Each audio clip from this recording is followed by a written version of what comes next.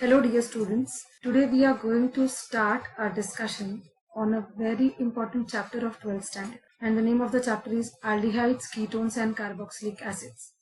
The chapter is really big, but trust me, if you understand all the reactions of the chapter very well, the chapter is damn easy. So the purpose of making today's video is to learn the methods of preparations of aldehydes and ketones. This chapter contains three main parts: aldehydes, study of aldehydes, study of ketones, and study of carboxylic acids. So we are going to separately study aldehydes and ketones, and we are going to separately study carboxylic acids. Yes, so in this video, we'll be learning methods of preparations of aldehydes and ketones. Now, before we actually go to the preparation of aldehydes and ketones, let me give you a brief idea of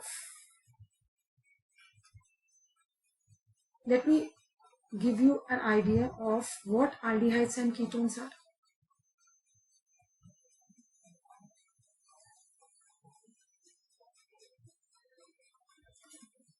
Aldehydes, ketones and carboxylic acids.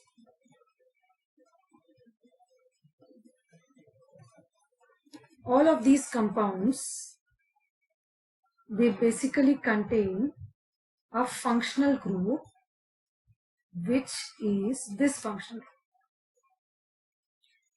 And the functional group is called as carbonyl group.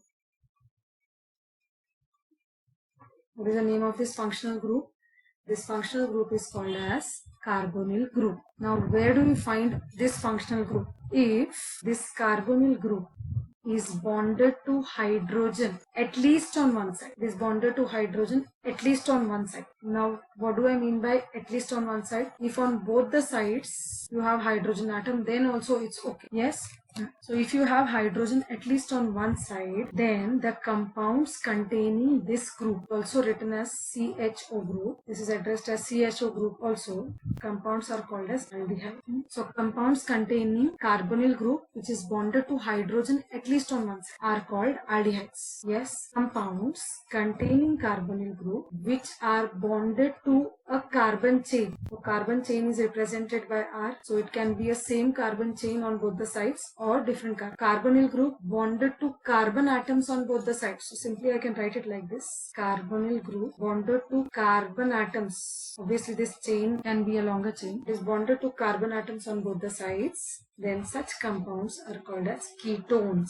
Such compounds are called as ketones. Yes, if the carbonyl group is bonded to OH group on one side and on the other side there can be hydrogen atom or an alkyl group. So such compounds, this functional group is also represented as COOH. These compounds are called as carboxylic acids. So aldehydes, ketones, carboxylic acids. All these three compounds basically contain a common functional group, and that is carbonyl group.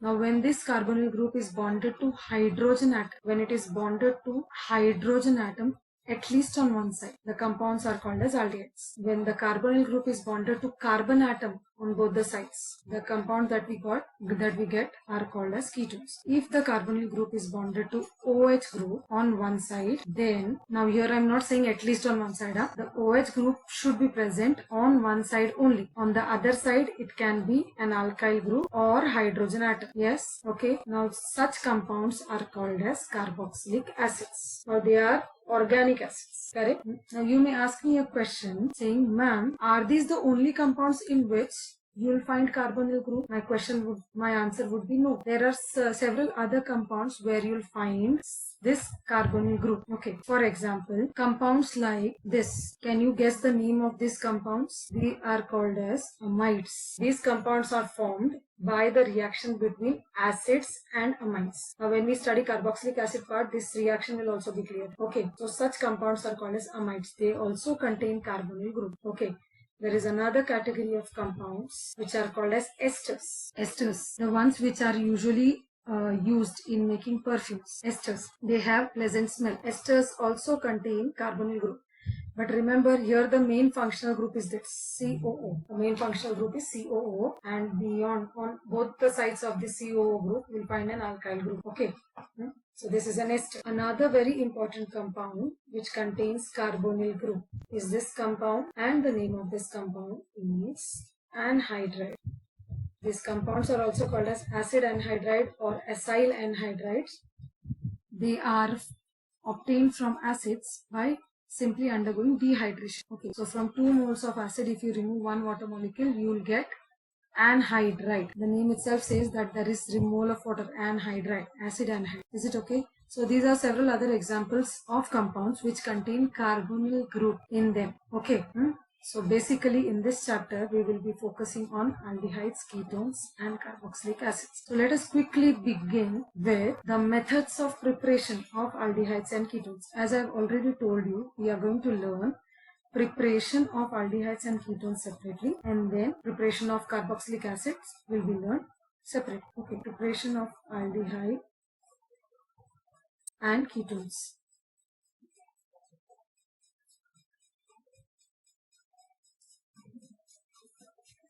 The first method of preparation is quite easy,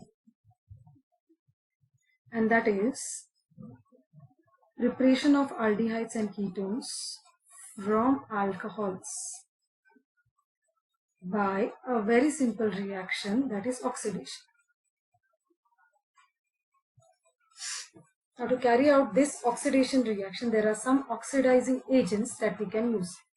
What are the oxidizing agents that we have been commonly using to carry out oxidation reaction, especially organic reaction? The oxidizing agents that can be used are KMnO4 and K2Cr2O7. Okay, these are the two most commonly used oxidizing agents. Okay, now these two oxidizing agents are used, or they behave like oxidizing agents very well in acidic medium. Okay, they can also undergo oxidation in alkaline medium, but here we will be using acidified KMnO4 or acidified K2Cr2O7 to carry out the oxidation process. Okay, now when KMnO4 and K2Cr2O7, that is potassium permanganate and potassium dichromate, they are mixed with some acid, especially more commonly sulfuric acid is used, then they produce nascent oxygen, and these nascent oxygens are the ones which undergo oxidation. Is it okay? So while writing the reaction, I'll just mention nascent oxygen on the arrow, which means that the alcohol is undergoing oxidation. Okay, and from where has this nascent oxygen come? It has come from KMnO4 and K2Cr2O7, obviously in presence of acid. Okay, so let me begin with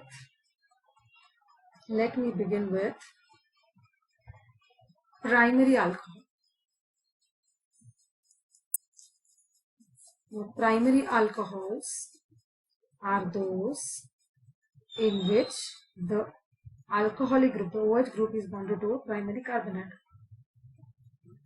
Okay, now instead of writing it like this, let me clearly write it as a primary alcohol.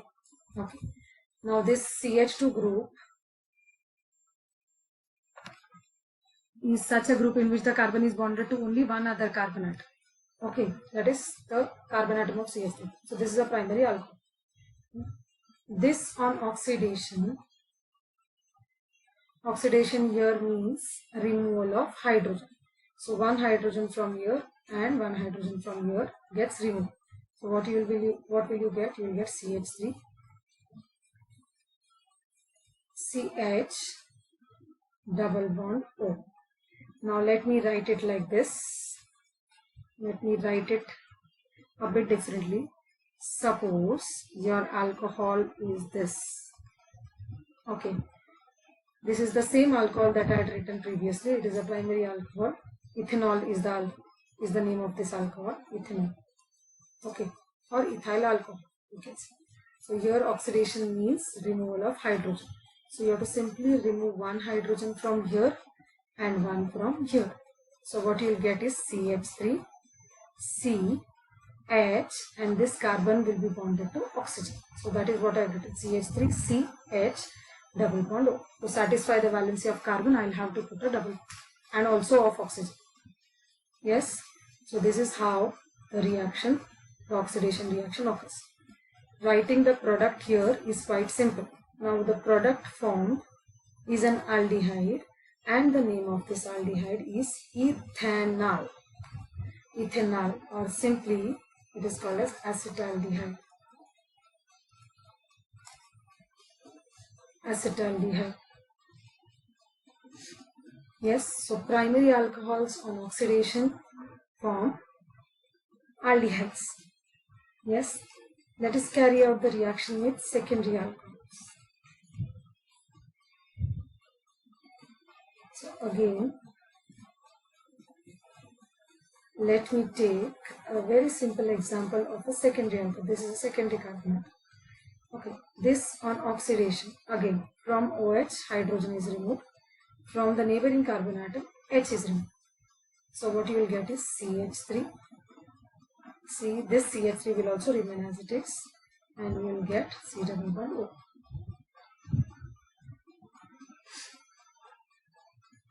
Yes. Now this compound is a compound in which the carbonyl group is bonded to carbon atoms on both the sides. So this is a ketone, and the name of this ketone is Prop-N-2-O, or simply propanone. Okay, you need not write this 2 here, because when it is propanone, the ketonic group, the carbonyl carbon, will be the second carbon atom only. Is it okay? Yes. And commonly it is called as acetone. Now acetone is a liquid which is also used as a nail polish remover. Yes. So girls might relate to this compound very well. Okay. So the main point here is secondary alcohols on oxidation have given you a ketone. So you have got a ketone here. And in the first reaction you had got an aldehyde. Let us go to the tertiary alcohols. Now what happens to tertiary alcohols? In tertiary alcohols, you will very well see that you have a hydrogen atom to be removed here, but you don't have a hydrogen atom with the tertiary carbon atom which you can remove. Yes, so these tertiary alcohols on oxidation, unfortunately, they don't give you aldehydes or ketones. Then what do they produce? On oxidation, since there is no hydrogen with carbon, instead of removing hydrogen of OH, this entire OH group gets removed, and from the neighboring carbon atom, that is this carbon atom, hydrogen gets removed. So instead of removing hydrogen, water is removed in the reaction. So this is a kind of dehydration reaction that occurs, and interestingly, what is the product formed? CH3 is there. There is this CH3 also. Now this other CH3 has become CH2 because it has lost hydrogen, and this carbon has lost OH. So there will be a double bond between these two carbon atoms. So what have you got here? You have got an alkene. So obviously, from tertiary alcohols, you cannot prepare aldehydes and ketones by oxidation. Is it okay? Is it okay? So we have got aldehyde on oxidation of primary alcohols. We have got ketones on oxidation of secondary alcohols. And remember, tertiary alcohols cannot give you aldehydes or ketones on oxidation. Okay, so I'll just rub this part because this cannot be included as a method of preparation. But just for the sake of your understanding, I wrote that reaction. Okay. Now, there is a very interesting reaction under this oxidation reaction only that we are going to learn. Methanol, which cannot be included, which cannot be considered as a primary alcohol. Methanol is not considered as a primary alcohol, remember. Okay.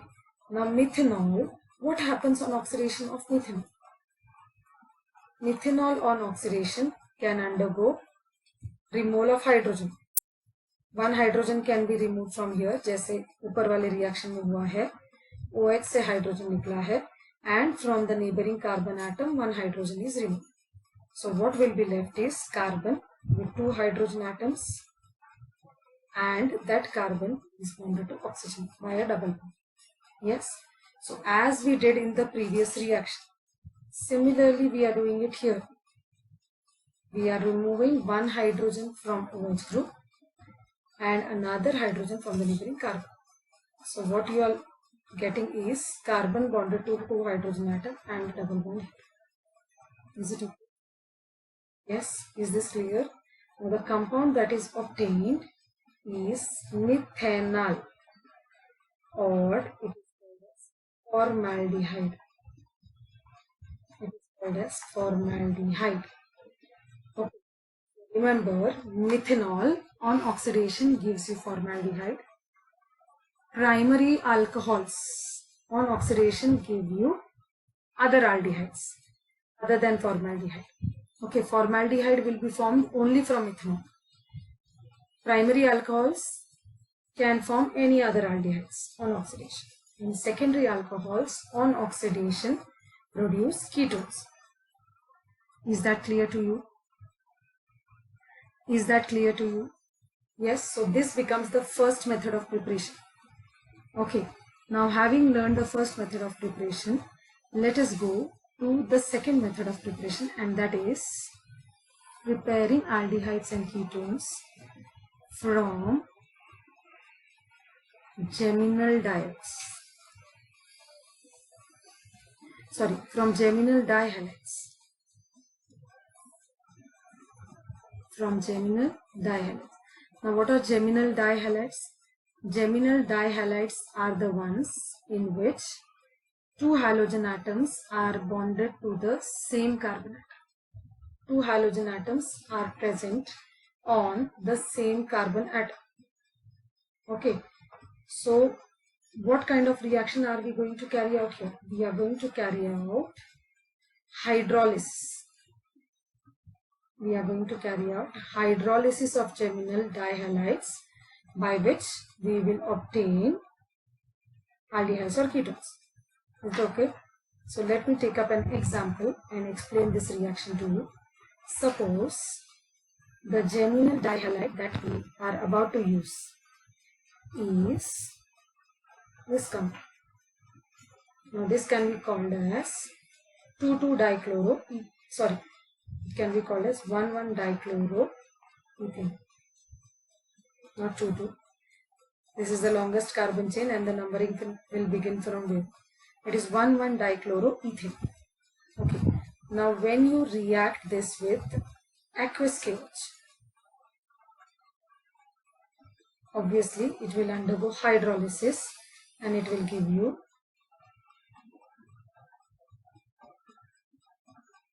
OH group instead of the 2 halogen atoms. Okay. Now this is a geminal diol. Geminal diol is the one in which 2 OH groups are present on the same carbon atom. Now these geminal diols are highly unstable.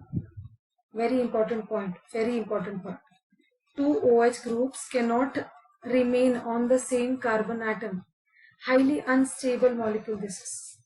So unstable molecules are always written on square bracket. So this molecule will immediately eliminate water. Now how will they eliminate water?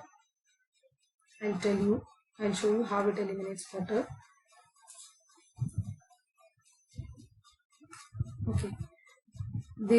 These 2 OH groups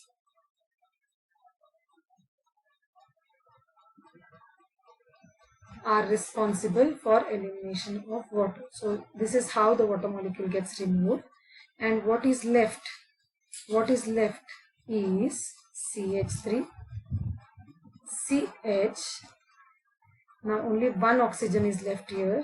So between which I'll put a double bond. Between the carbon atom and the oxygen atom, I'll put a double bond. Okay, so what have we got? We have got a compound in which the carbonyl group is bonded to hydrogen on one side So this is certainly an aldehyde. Okay, and the name of this aldehyde is again, this is ethanol, or it is also called as acetaldehyde. Acetaldehyde. Okay, so whenever there is this CH3 group bonded to a doubly bonded carbon atom or a triply bonded carbon atom, the name always starts with this part, that is acet. It is not acid, it is acet, ACET. Okay, wherever there is CH3 group bonded to a doubly or a triply bonded compound, triply bonded carbon atom, sorry, not compound, triply bonded carbon atom, then the name always begins with the word acid. Okay. So this is how the reaction occurs. We started with a geminal dihalide, which on hydrolysis gave us geminal diol, which we learned that it is an unstable molecule. It immediately eliminates water to form an aldehyde. Okay. So this is how an aldehyde is formed. Let me take another example. Suppose your geminal dihalide is this. Now this is 2,2-dichloropropane. Simple. If you treat it with aqueous KOH, it will again undergo hydrolysis. Instead of the halogen atoms, the halogen atom will get substituted with OH groups. Again, this is a geminal diol which is highly unstable. The geminal diol is highly unstable. From this geminal diol, immediately water will get eliminated and we will get CH3C, CH3 double bond O. Yes, this is acetone. It is a ketone. It is a ketone. So this is how from one kind of geminal dihalide we got an aldehyde, and from some other example we have got a ketone. Now it's simple. It depends on this carbon atom. If on both the sides of the carbon atom, if you have an alkyl group, you will get a ketone. देखो यहाँ पर भी alkyl group है, यहाँ पर भी alkyl. Remaining two sides, two bonds are the bonds with halogens. Okay. If two bonds of this carbon atom are with alkyl group, then you will get a ketone. If one of the groups bonded to the carbon atom is hydrogen, and on one side you have an alkyl group, if both the sides there are hydrogen atom, then also it's okay. You will get an aldehyde. At least one of the bonds of this carbon atom should be with hydrogen. Then you will get an aldehyde. Is it okay? Is it okay? So this is how from geminal dihalides we can prepare aldehydes or ketones. Okay? Yes? So this is a very short video in which we have learned two methods of preparation. The remaining methods we'll be learning in the upcoming video. Take care.